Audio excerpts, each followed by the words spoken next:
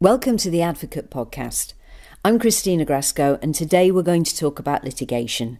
In the midst of all the change that is going on, just how do litigators and advocates work? In a moment, I'll be talking to 4 litigators to find out what makes them tick in this job, and I asked them about the reality of digital litigation and whether or not it works for them. Also, we will have the first of our reviews, practical guides to the things you want to know when it comes to technology.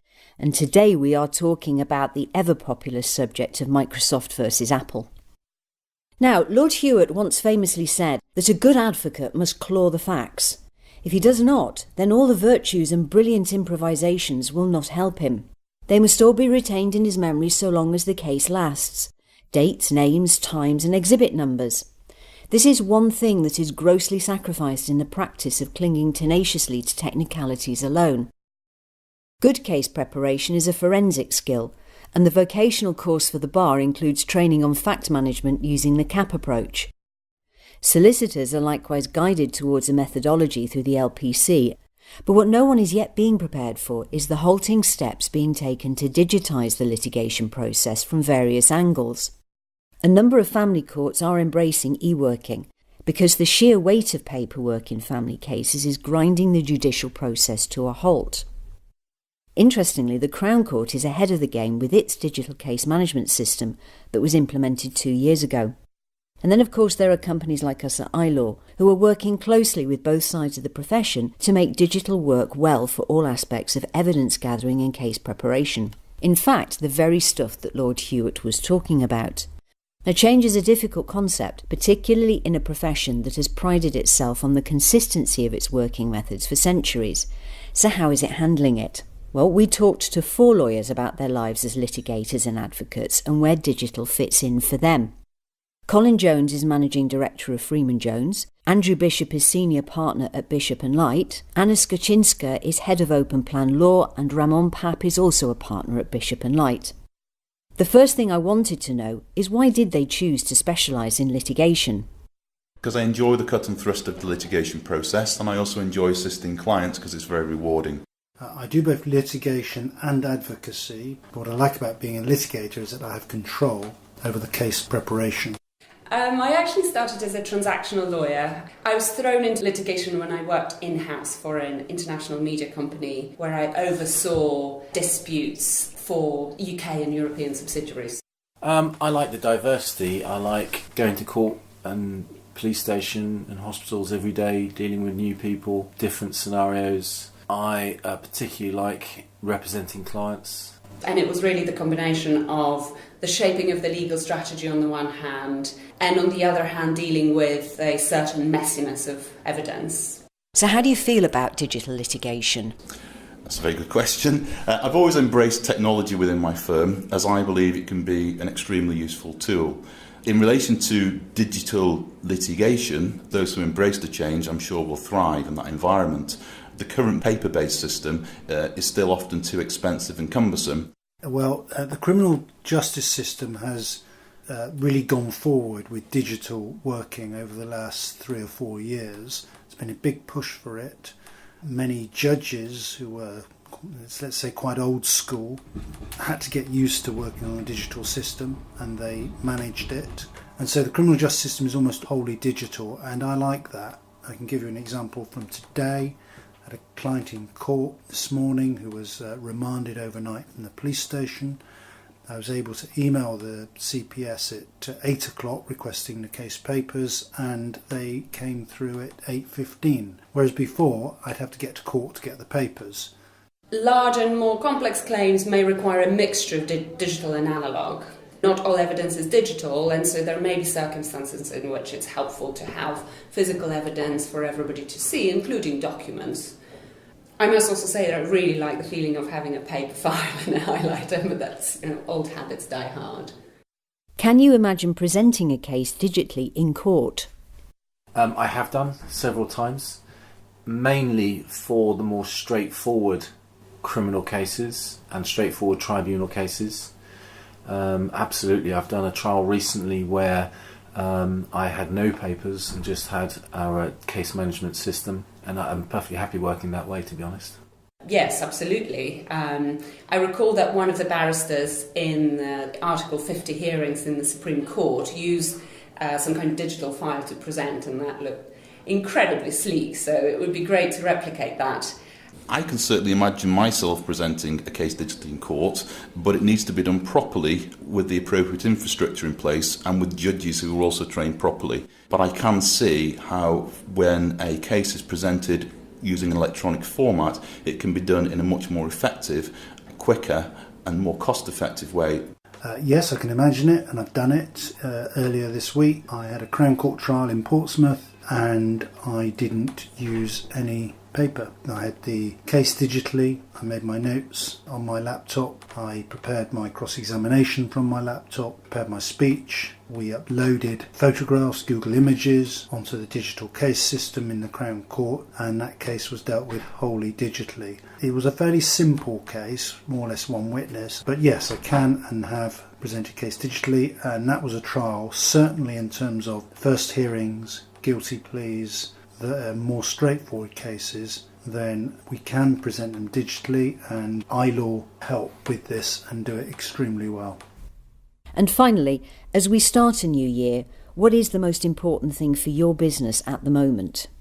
Growth, both in terms of my business and my own work. In January, I'll be joined by a new partner, an employment lawyer, and so I'm focusing very strongly on the development of my firm in 2018. I think the most important thing for me right now is what's always the most important thing for me, and that's delivering a first-rate, results-driven service for my clients to ensure that they get the best results possible. Having a decent case management system is absolutely vital to our business. Being able to have access to my files, all of the relevant law on my computer it has become really critical to the way I operate. The old way of working with files is just, it's not how we want to go back, what we want to go back to at all.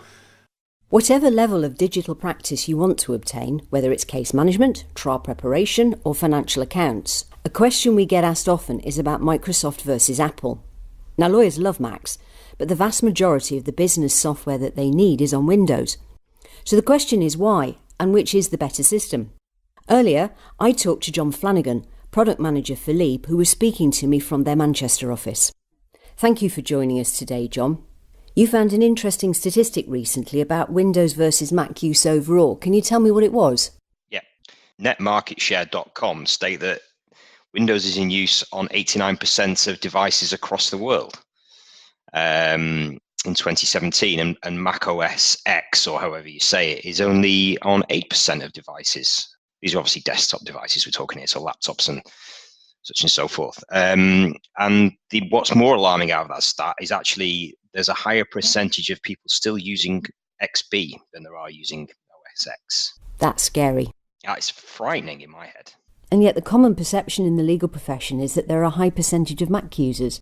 So why is this? Is it simply personal preference as opposed to the actual use and purchasing for a business that's going on? Yeah, I completely get that. I mean, I am a Mac user. I have MacBook Pro. I've got iPads, iPhones, all sorts of. Obviously, go and talk to developers quite often, and they are all running Macs, but they're all running emulated environments for doing their developments in, because they know that actually the stuff that they need to do, they can't actually do it on a Mac. They have to emulate it. They have to be able to run software development tools. They have to be able to run Microsoft Office. Even the applications that we produce, they all have to be run through a Windows environment, because that's obviously where most software is written for.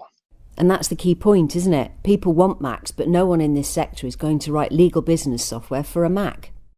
No, they're absolutely not. And because it doesn't make commercial sense to do so. Why would you write some software specific for a very small slice of your potential segment? I certainly wouldn't be supporting any development specifically on a Mac OS. What most software houses are starting to move towards is more of a platform agnostic approach, where you're actually producing software that effectively runs through the browser. You can run it on anything pretty much. You can run it on an iPhone, iPad, Linux desktop. You could run it on Mint. You could run it on Windows. And obviously, you could then run it on OS X. So that's certainly the direction that a lot of software houses are starting to move towards. But yeah, I mean, if I was choosing an environment to build in, I would build it in Windows. Just makes commercial sense to do so. What about the hardware? Is the Mac tech still ahead of something like, say, the Microsoft Surface Pro? Yeah, I mean, if you take that example between the Surface Pro and the MacBook Pro, obviously, I've got a Surface at home that my wife uses. I have a MacBook Pro that I use for work purposes, and there's one thing that Apple have done very recently, which I just do not understand, and that is they've not adopted touch technology. You say that they're going to that this is all about giving you the technological advantage.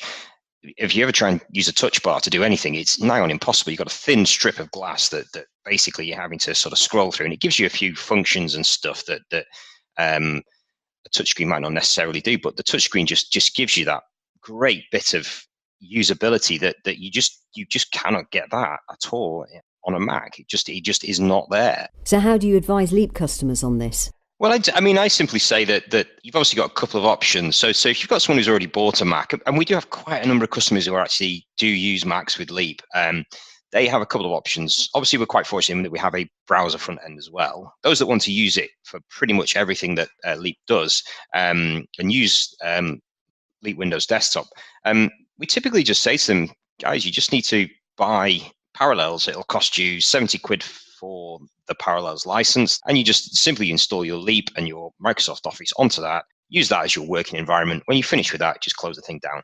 It just operates like a separate little window inside your desktop, just like any other application, really. So you effectively have a business environment that sits on your personal machine. Thanks, John. That's very helpful advice. So there you go. Digital litigation is a work in progress, and the profession is very much in flux on it. It is clearly gathering momentum and is happening in a practice close to you, if not yours. So next time, we will look at what it means for lawyers seeking a competitive advantage. I'm Christina Grasco, and you've been listening to Advocate's Digital Working Podcast. Thank you for listening.